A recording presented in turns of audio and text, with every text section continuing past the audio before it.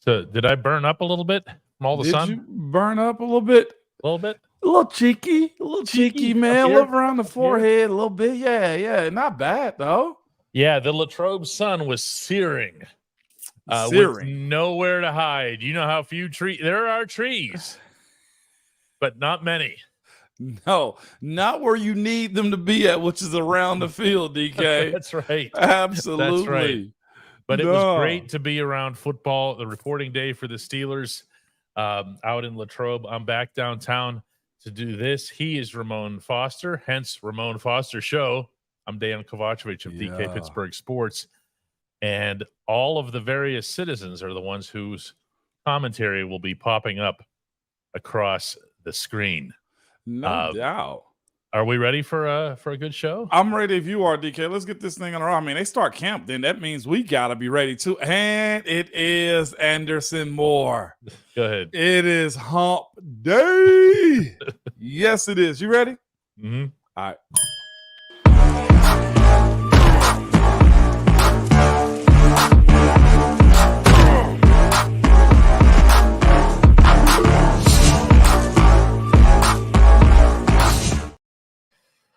Wow. Okay, so actual football. In fact, when I got on with you just now, I was like, how many millions of different things can we talk about today? Because there was access to almost all of the team's most significant players, guys discussing different things out there, who's ready, how fired up they are. Also stuff like position battles.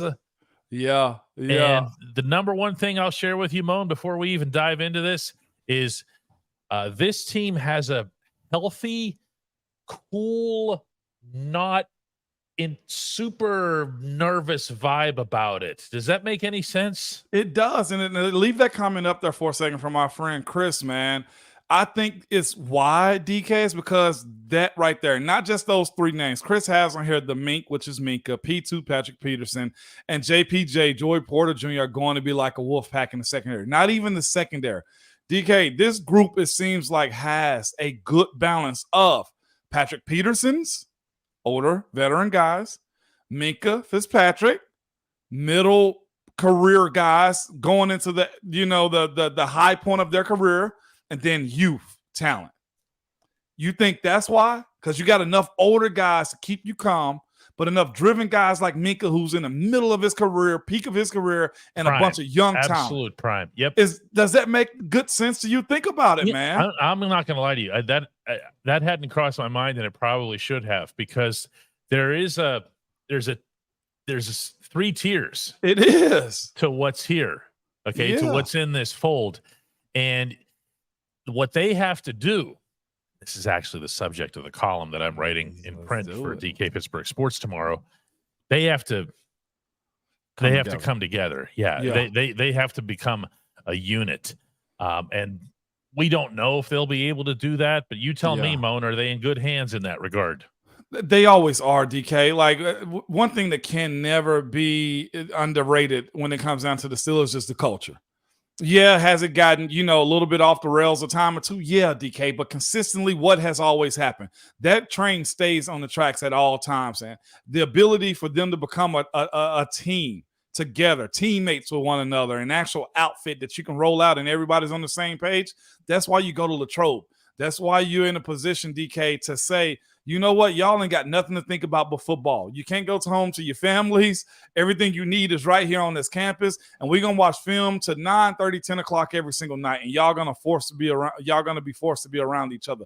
That happens. And also when you battle hard the way these teams always kind of do, you have the opportunity to become a team. Again, fighting for positions, may the best man win. And there's never been a locker room full of jealousy about one guy getting the dub over another, because the way we go about training camp in Pittsburgh, right, DK, it's so physical. It's so stressful in a sense that if you are the better man, nobody questions it. I don't think I've ever broke camp and said, well, the better man didn't win. Even in some circumstances that kind of involve myself, I thought I should have won, but they chose to go in a different direction, maybe because of something they saw that my eyes couldn't. That makes sense. That's not denial necessarily either. It could sound like it to somebody else, but it's saying, listen, I understand what they were looking for, and I wasn't it. In that moment, but guess what it did for me? It broke me down to build myself back up and say, and what also happened is where we spoke about a little bit. You go back to the South Side, they want to see how you react. They want to see how you practice against as a scout teamer at the time. And my second year going into the league, guess what happens, DK? I'm started for the rest of the year. How about that? You know what I'm saying? How about that? Yeah, opportunity. Pittsburgh is the man of opportunity. This is football Christmas in July, says Barber. I can tell you this much. It sure felt like July out there. That's a merciless sun. And as of about 8 minutes ago, the last time I checked, the official weather is at 89 degrees, just in time for the run test, which even if I were still out there today, we're not allowed to report on. But some of the players were looking forward to it more than others. Kevin Dotson, with whom I spent a good bit of time, he's actually really strong in this category. Running is easy for Dotson. Yeah. Good. Yeah. He sees himself as a runner. He sounds like me, DK. I love it. I actually enjoyed it too because one, if you work hard enough in the offseason, you don't have to question if you're going to pass the strength and conditioning test at all. I don't know what happens. Either guys dehydrate or just really get anxiety about performing to where they feel it. But the one in Pittsburgh, it's enough to open you up. And you know what? They do it that way for a reason because they want to make sure that you're loose enough that you can be ready to go the next morning, which is tomorrow morning, DK. I'll tell you what, Mark Lancaster's about to tune us out because the Pirates game starts in 1 minute out in San Diego. Ooh. Mark, my man. See this guy over here to my side? See, I'm going to try to make sure I'm pointing in the right direction. That way. Yeah, you're right. Guy, yeah, that guy, he can hit. Okay. The guys you're about to tune in, they can't hit. All right. Stay with 7-3. Okay. He'll show you how to hit. My man Mark with the 8-ball MJG drop right there. Okay. Memphis 10. I got you, man. I see my guy got the same musical selections that I do, DK. I like it. Hakeem says, Kenny Pickett says he's been working with Matt Canada to help set up the offensive game plan. How important this is, or is it normal? I was there speaking with Kenny in his group setting. And the context, so you know, Hakeem, for the question that he was asked was how involved he is or how much he's being limited. That's a word that I know I've used myself in talking with Kenny, making sure that it's really clear what it is that we're asking. Is he operating with his hands cuffed? And his response was no, that he's got basically – oh, wow. You know, he's in on the meetings. He's talking to people. He feels like he's involved. I asked Kenny basically what his expectations are for the offense. Here's what he had to say. What's your expectation for this offense in general? Just go out there and win. I mean, you can get expectations of, numbers and stuff like that. I just want to go out there and win. So whatever that takes, whatever those numbers look like, that's all I'm focused on. You like that, Moan? I love that. As opposed to 30 points 30 points a game. I'm going to throw for 4,278 yards. You know what I'm saying? I think that's fair because you just telling everybody else, look, I'm still figuring out who I am as a pro. That's okay to kind of say. Yeah, all I wanted to do with the question, I wasn't trying to trap him. In fact, it was very, very open-ended. If he was going to answer it statistically, I would have gone with it statistically. Absolutely. If he was going to answer it by saying, I didn't even say what numbers did you want. I just said, what are your expectations for the offense? And instead of saying, hey, we need to get our da-da-da-da, whatever else, we need to win a game. And that's actually what you think, what you have to think when you're that quarterback on this specific football team, isn't it? Yeah, it is, DK, and he know he's going to be led by others. Like the run game and the O-line going to carry him much further than he think his arm is right now, and that's how it should be. I would say this too, because I'm sure some people grimaced when the comment about him, spending time with Matt Canada and trying to cultivate the offense for himself too. This is also one of the reasons I think, my opinion, that Matt Canada was retained for these reasons. having Kenny understand the offense. Hey, Kenny, what did you like about the offense that we didn't run? What didn't you like about the offense that we did run, so that they can cultivate what works for him? Y'all got to understand there's a little bit of grace when it comes down to Canada, a little bit, okay? He goes from being to a rookie, right? I know DK, he's showing a pint-sized side of grace that he has for him, but in this, he's got to, y'all. Well, I think we all got to kind of understand what Matt Canada's dealing with is really trying to understand what Kenny Pickett is as a quarterback, as opposed to having been and probably been doing what Ben wants, as far as there's no reason to change anything that Ben Roethlisberger does in year 19 to 20. So now it's the growth of Kenny moving forward. So I'm kind of glad that this has happened. Now it's on Matt Canada to show he can call an offensive script and win games based off his play sheet. So we'll see what that looks like. Yeah, there's a big challenge in front of the quarterback, to say the least. It is. Okay. Yeah. When you're talking about the different weapons that he has, the different expectations are for the different people, like Deontay Johnson. He should be 1,000-yard receiver with his ability to get open. Right. He should have more than 0 touchdowns in a season. Yeah. So if all of those things happen in conjunction, like George Pickens, Hanover Fist says, did you see George? Did he put on him myself? George didn't have that issue previously. He did. Yeah. No. What you have is a group setting in which, and please, Moan, back me up on this one, because I know you can do it infinitely better than I can. If they're winning, all the rest of this just kind of whoosh, just starts slotting into place, doesn't it? That's exactly what happens, man. Winning cures all. Nike did the doggone advertisement years back. Hey, winning cures all, and that's what happens. I will say this: Matt Canada having the season that he had, as far as the inconsistencies of play call in the early portion of the season, probably hardened him, probably made him think, look, I'm not the smartest bear in the woods right now. Let me reach out to somebody else. Like, you have an opportunity to put different eyes on yourself. Winning hides a lot. We, as an offense, as a team, had a ton of flaws. But you know why they were hidden, DK? We won. And no one comes and talks to you about it. No one annoying like me comes along and asks you about it. The tenor and tone of the questions changes. Yes, they do. And the tenor and tone of the team itself. And I'll tell you what, I'm going to say this again. I like what I sensed out there today. It wasn't like, gosh, wow, we can't believe we're here. Yeah. You know, with the main guys, the way you had for a couple of years. You know, Najee now, he shows up like he's a big, important guy. You know why? Because he is. He is. The guys who were coming in for competition, I mentioned talking to Dotson. I asked Dotson point blank, what's your mindset here? Do you feel like, did you come here to fight? Did you come here to battle? And his response was basically, that's how everybody should be feeling. Yeah. Okay? Yeah. That shouldn't just be him because they went and signed Isaac Seumalo.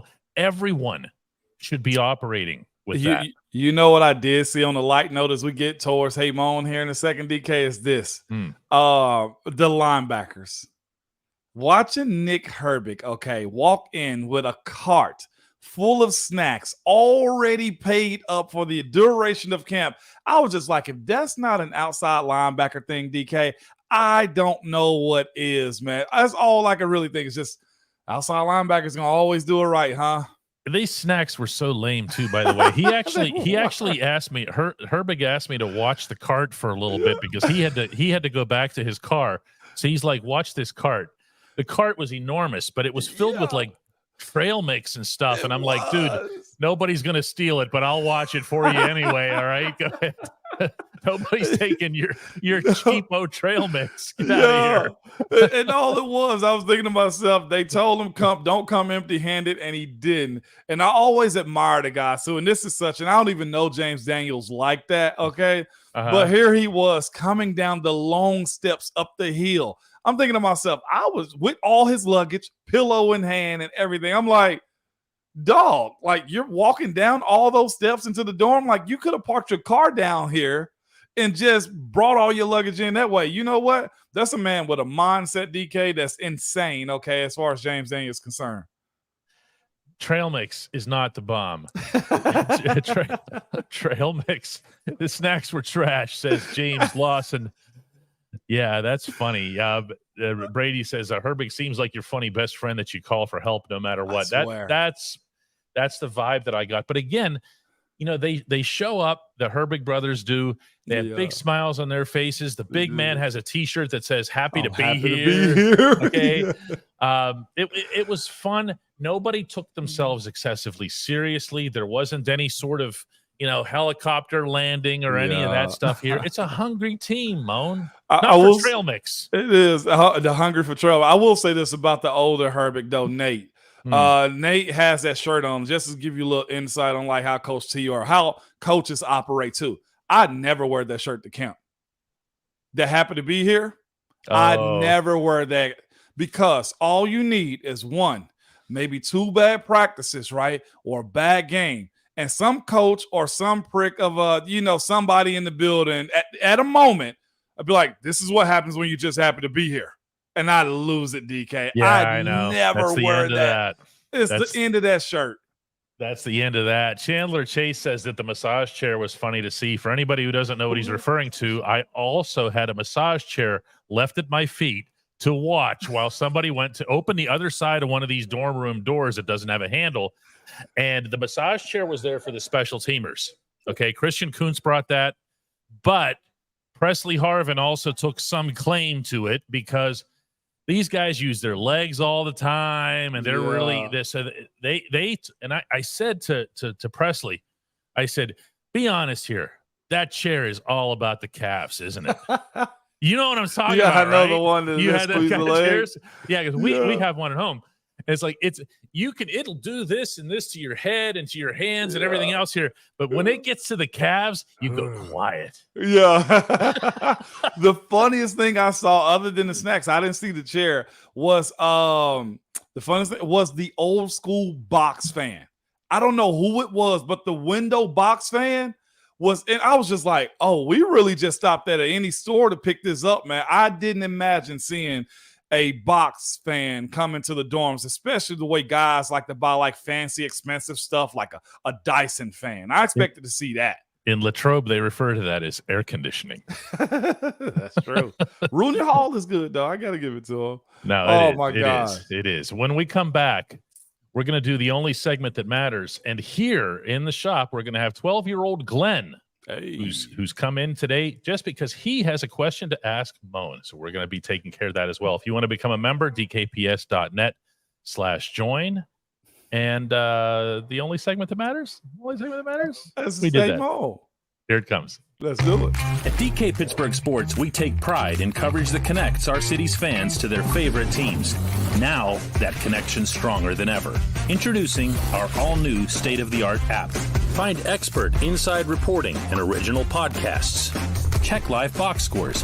Track the latest stats. Chat it up with our community of thousands of fans, all in one place. The new app from DK Pittsburgh Sports. Coverage that connects. I just met Glenn. I don't even know Glenn, but Glenn is in here. He's off the street. He wants to ask you a question. So we're going to get started with that. I'm going to hand him the headphones right here. Oh, let's do it. Hey, Moan. Hey, kiddo, what's going on? Good. What about you? I'm good. It's hot, but hey, we're good, right? Yeah. Yeah, no doubt. What you got for me? All right. Who do you think winning a fight, Chase Claypool or George Pickens? George is tenacious as ever. He is, I think it's going to be quick, but Chase got the body. I kind of want to, you know what? My college played against George. I'm going to pick George because I know he a dog. And I don't say that because he's a Georgia Bulldog, but I got George all the way. I've seen him push guys to the ground, just shove them real quick. I don't know if we've ever seen Chase just dog somebody out like that, have we?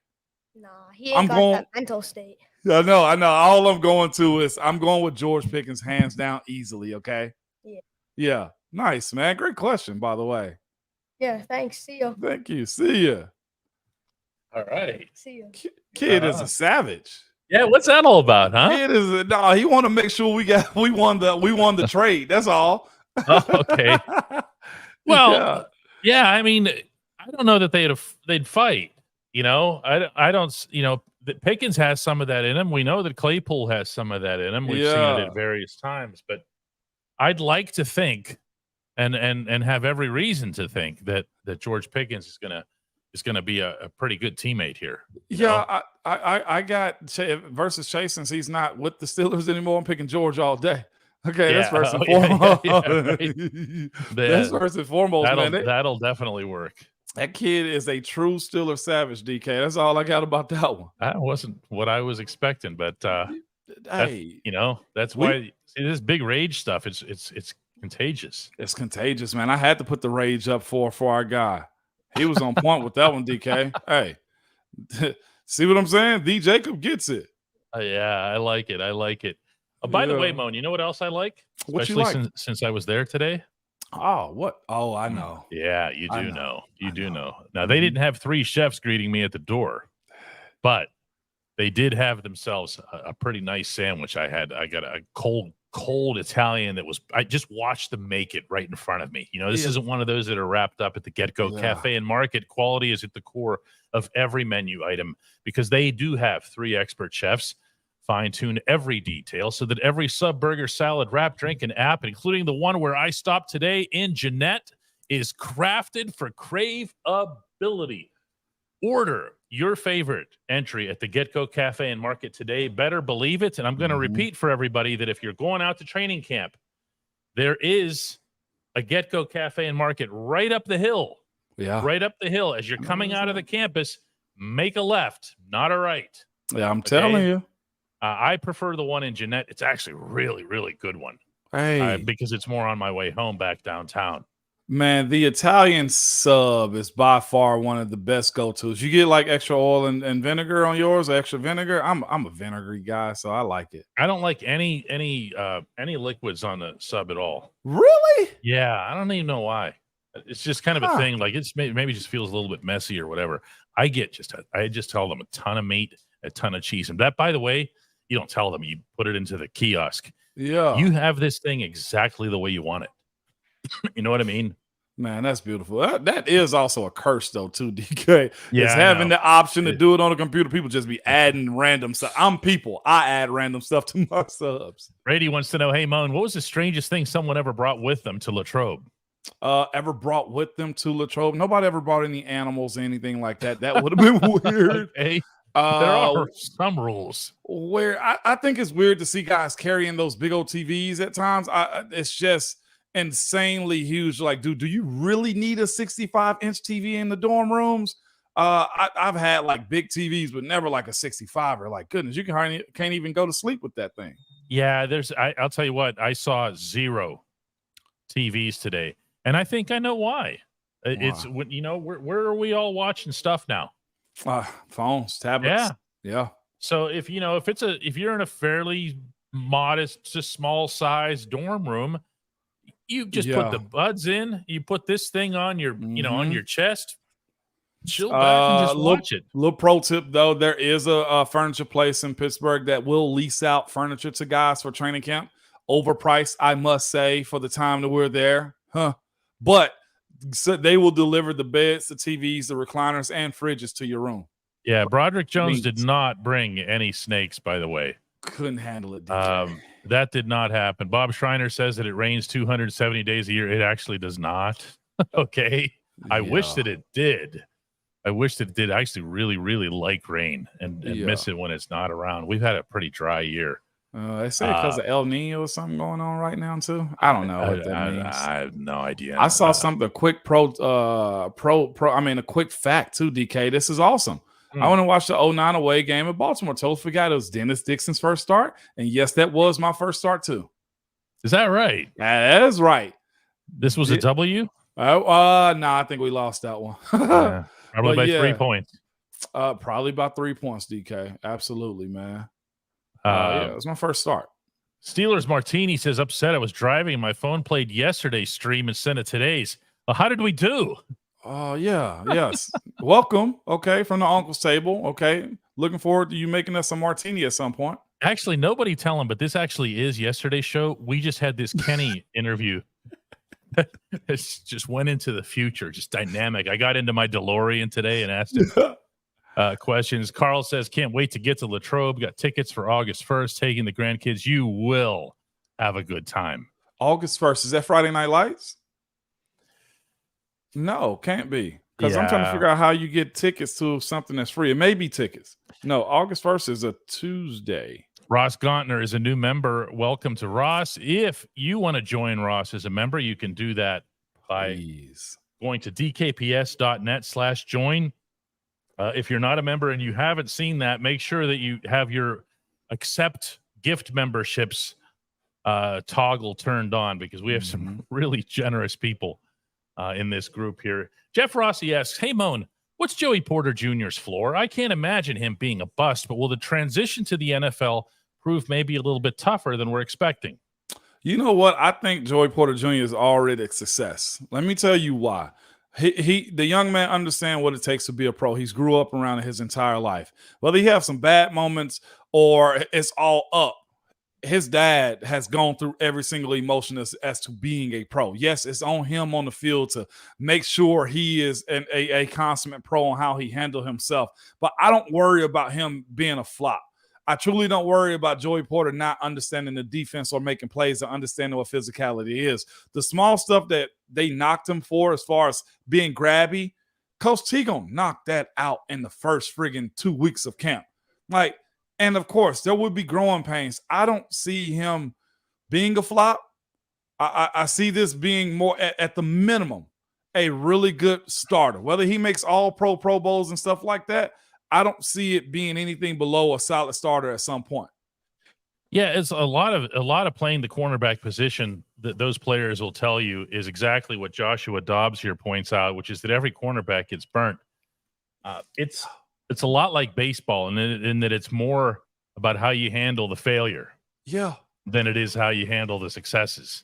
Okay, if you get yourself, a great coverage route, you get yourself a PD or heck, a pick, maybe a pick six. You're sky high for about 8 seconds. Yes, that's it. That's it. And if you get a reputation of a guy, that's the thing about being a pro. If they get you once, they're gonna try to get you 3 more times. The quicker, as DK just said, the quicker you learn to forget, the better of a pro you're going to be. And it goes to this question right here, DK. You're right. Fans will be. Jake said it right there, but I have one starred right after this one. DK, you want to say what Jake said? Go ahead. He says fans will be ready to label him a flop, even though he has high expectations. Here's the funny thing, though. There's a strange dynamic in place with these 2 young corners in camp. Corey Trice already has developed his own little rooting section in this big basketball. Okay. I mean, there's a lot of fans that want to see Corey Trice, and it's just the whole, we want to show that we're really into the Steelers because we're into the 7th rounder kind of thing. Mm-hmm. But he had himself a nice set of summer workouts for the team. He showed well. He had Pat Peterson talking big about him. Well, great. If that's yet another thing, in addition to having fallen out of the technical first round in the draft, that pushes Joey Jr., that sharpens him a little bit. That doesn't mean, when I say that, I'm not talking about motivation. You know what I mean, Moan? Absolutely. It's more about just sharpening. Yeah, it is. And there's a guy that went into the Hall of Fame a year or so ago by the name of Troy Polamalu that thought he was going to get cut after his rookie year because it wasn't the season that he wanted. The expectation of a guy playing the corner is almost the same as the one playing the offensive line. There's a lot that goes into learning how to craft your position and how to be a pro. So be slow to go on the expectations. I say at minimum, a very solid starter. And here's where we go right here too, DK, is this. One, the physicality of camp every day too. We can talk about all the guys, right, DK? Yep. All of the guys during the spring. But whenever pads come into play, there is a difference. There is a big difference. Can you attack the run the way we want you to? Yeah, I know you're good on air versus a wide receiver, but are you willing to stick your fan in the face?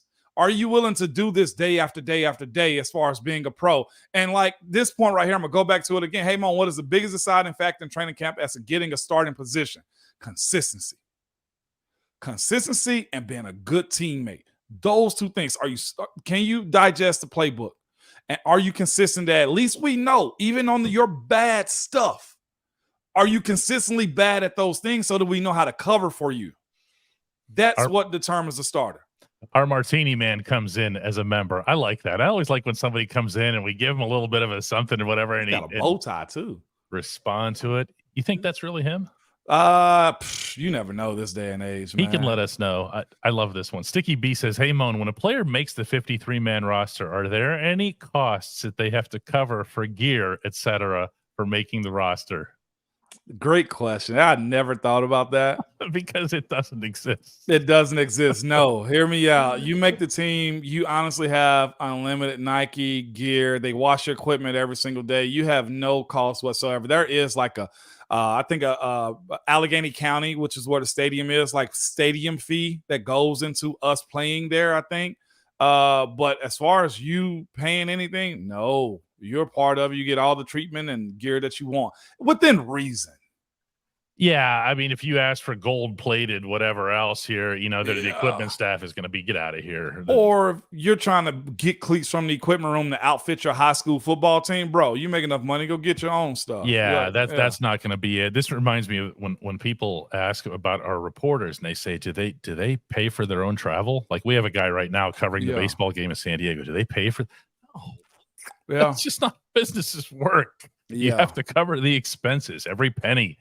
Is covered. Leroy asks, hey, Moan, what are cross-team training camp sessions like? Seems like a recipe for disaster. The answer is yes. Yes.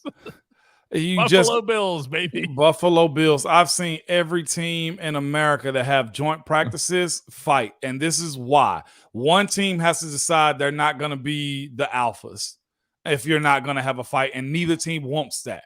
I will say this. On one day where a team fights and the next day you go back at it, somebody has to bend the knee. And usually if you have two teams that do that, you're going to fight again. And it doesn't lend for a productive practice. Like it really can take away from what the joint practices are, because if you're a team that was fighting, and you have a coach like Coach Tomlin that says, hey, we came out here to work, not for you to just show how macho you are.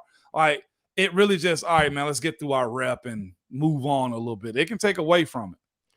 Ryan Lytle asks, Amon, do you think Najee Harris speaking out regarding the running back market puts added pressure on him to ball out this year?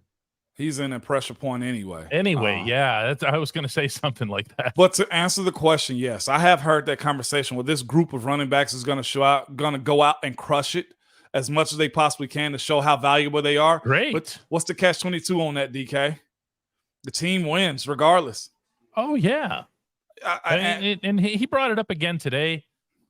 Let me rephrase that. Reporters brought it up. Okay. Yeah. And he addressed it again, and he talked about how Saquon Barkley was 30% of the Giants' offense last year and how, he should be paid accordingly. Not to mean 30% of the payroll, but just, that he should be paid, commensurate to his value on the team. You can't control that. No. The only suspicion, the only thing that would be nefarious in this whole scenario for me is, and I'm not ruling this out, collusion. That's it. That's the same thing with the safeties. Now nobody talks about the safeties anymore. No, I had somebody bring it up to me today. Nobody's really speaking about the linebackers, middle linebackers. They're starting to pay more slots, more money, and minimizing the pay of exceptional guys. Devin White with Tampa has yet to get a contract because why? They may have a safety too that play in the box just as much as he does. That position, keep an eye out for, except for certain guys. That's the whole Keanu Neal thing in Pittsburgh. That's why I keep telling people, they're saying, well, their inside linebackers are Landon Roberts and Cole Holcomb. Maybe they aren't. They aren't. What role did Terrell play with us? That was it. He was another linebacker for the most part. Thank you.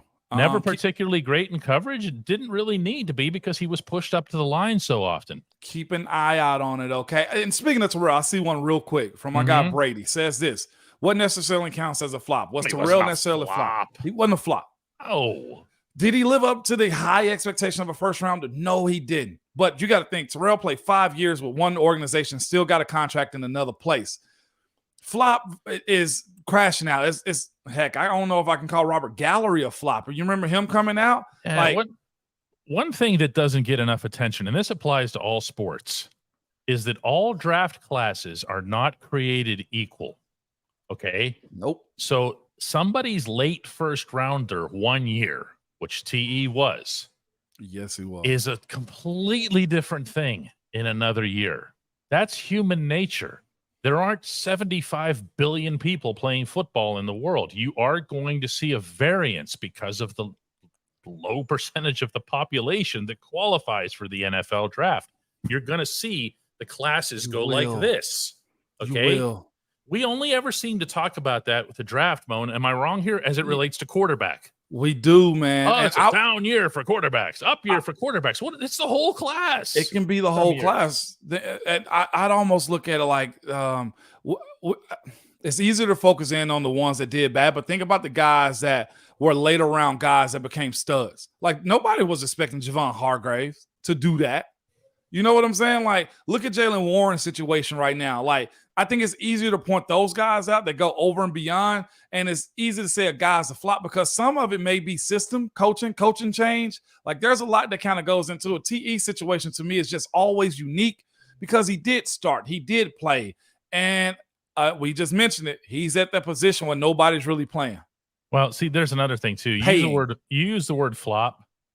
Okay, I'm picturing somebody who just flat out doesn't make it. I'm picturing I'm going way back before your time, Mo, but like a Huey Richardson, where they just don't even, they get no consideration instantly. As soon as they show up to Latrobe, you go, whoa.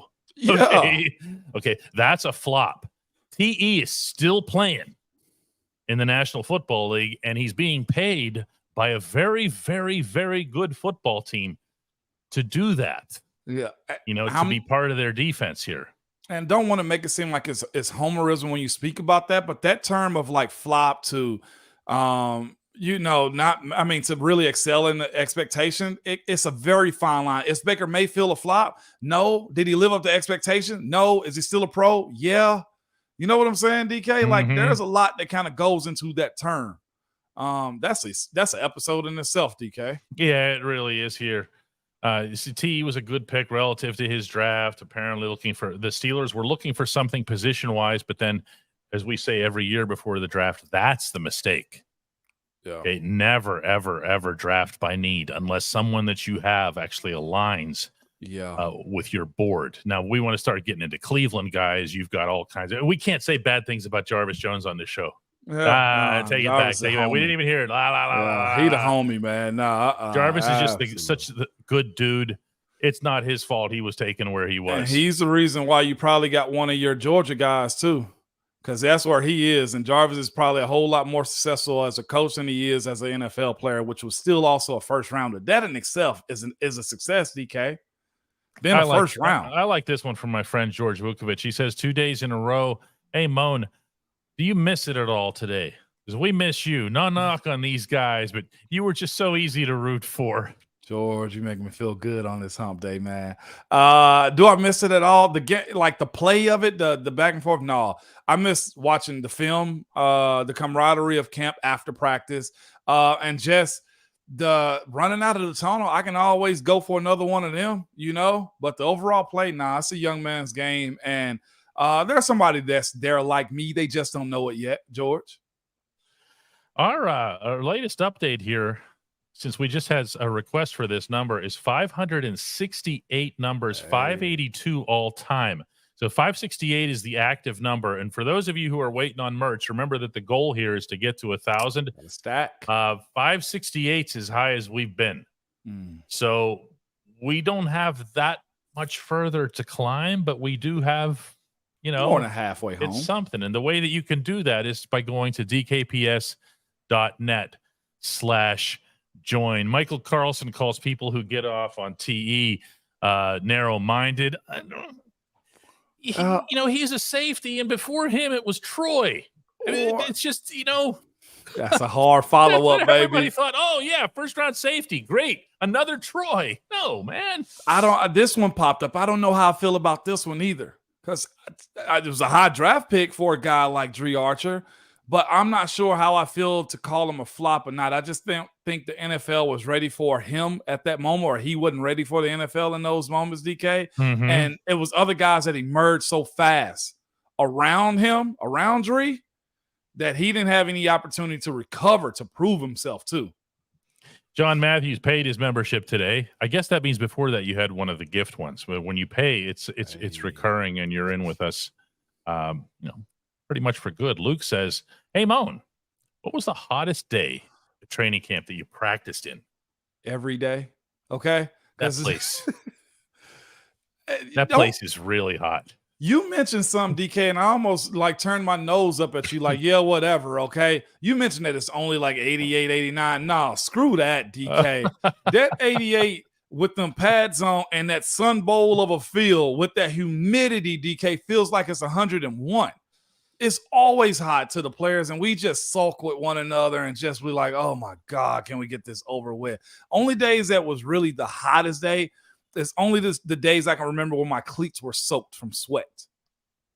Like, I couldn't tell you which day that was, but to leave that field and you hear squishing from your gloves. Yeah. And you look down at your cleats, and every step you have, water is coming out of the shoelaces.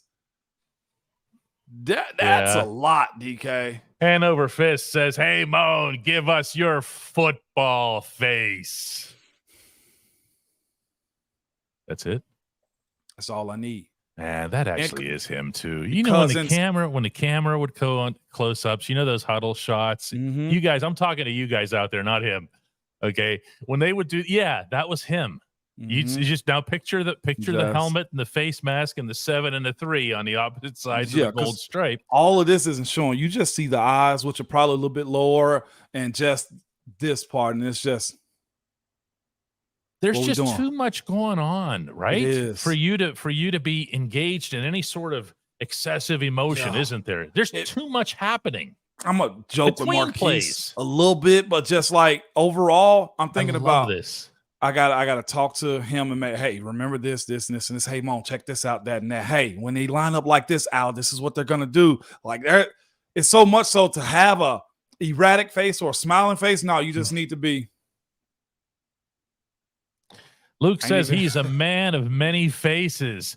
Bob Schreiner wins for the day. He wants to see your "I'm dropping my signing bonus on a house" face. There it is. There it is. Albie Quirky blows up the entire process by saying, "Except when he spiked the camera to death." Oh, that was like Christmas, right? That was Christmas. But yeah, man, that was awesome. You're right. The face though on game day is Debo he can manipulate, but Debo's a goof too, man. He likes to have fun, man. He's a hilarious dude. No, I like this. We had some good stuff today. We did. Guys, we're going to take a couple more questions today and call it a day. Yeah. Ty says, "Hey, Moan, who are your camp underdogs? Maybe guys that nobody's talking about that's going to ball out." Oh, please say the name I want you to say. Hey. Mark Robinson. Mark Robinson is one of them. Mark Robinson is one of them. And underdog guy, let me go from back to front. Underdogs have to be low round guys too, right, DK? You would think so, yeah. I got Mark Roberts, and give me Calvin Austin Jr. Yeah, it's Calvin Austin is in there. Even though he's a second round pick, I'm really into the Keanu Benton thing. And I was that close. Him, I know, because you love him. I spent some good time with him today, and I'll be sharing more of that with you guys tomorrow. He's so built like Javon Hargrave that it's unsettling. Javon had maybe just a little bit more bulk to him, but the last thing you think when you see him is, nose tackle. Yeah. Not at all. Yeah. I see people putting Trice out here. No, you know what? The jury's out on Trice. Y'all want Trice no matter what, okay? Leal is not an underdog. He's just got to grow as a pro. Calvin Austin's making a lot. And of course, Calvin is good to go on this one. And Marvin. DeMarvin with Mark. Our last question of the day goes to Tyler Hartzick, who says, "Hey, Moan, what's the biggest deciding factor in training camp, as in like getting a starting position? What's the biggest tiebreaker?" The biggest tiebreaker, consistency and smarts. Knowing that you're not going to minimizing mental errors and consistently being one thing. Either I know the one thing that you're consistently bad at, so I can deal with that and cover that up. And I know you're consistently going to make more positive plays than negative plays. Those are it. A couple of house cleaning questions that come along here. Freeman Young says, how do we ask questions for J1Q? You just did it. Yeah, right there. That's it. Oh, you What's wait. Are you talking about J1Q? Hey Moan? Oh, he's talking about my show. Okay. Oh. Yeah, I tend not to mix these things. Put it on our site. Put it in the YouTube comments. Doesn't matter to me. I read them all. And so you're very efficient with that, man. Yeah, and so does Moan. Marble says, DK, with best time to catch you at the shop, despite training camp going on like this after 3. We're open from 12 to 6 Tuesday through Saturday, but it takes some time to get back down here. It's an hour. Yeah, it is, especially with way. everybody leaving too. Yeah, well, today there was nobody there because it's just reporting day. But yeah, after tomorrow, starting tomorrow, it's going to be a lot busier and a lot livelier out there. Man. Again, today, guys, 568 active members. We're working toward 1,000 and some nice merch for everybody when we get there. Yeah. And if you want to partake in that, go to dkps.net/join. Mm-hmm. And that's it, Moan. That's it. That's all I got. Let's do it, man. Let's do it. Are Hey, we you all guys done? are awesome. Awesome, DK. Actual football. Like we're at the end of the show. We're like overflowing. Somebody asked, are you Serbian also too, DK? That would be 100% correct. Berto asked that. But born and raised in Pittsburgh. Yenzer. 1,000,000,000%. Including all of the worst traits we have. No, man. Tomorrow, guys. See you, good people.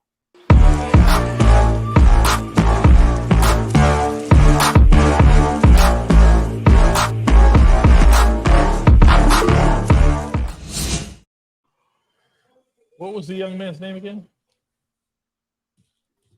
Glenn. Yeah, Glenn's here. Glenn's still looking to pick a fight, Moan. Glenn, definitely. Glenn's been out in the sun, too. Yeah, he says you've been out in the sun. Hey, tell Glenn I'll fight a kid, okay? Have you been? Moan says anybody gives you trouble, he's coming after him.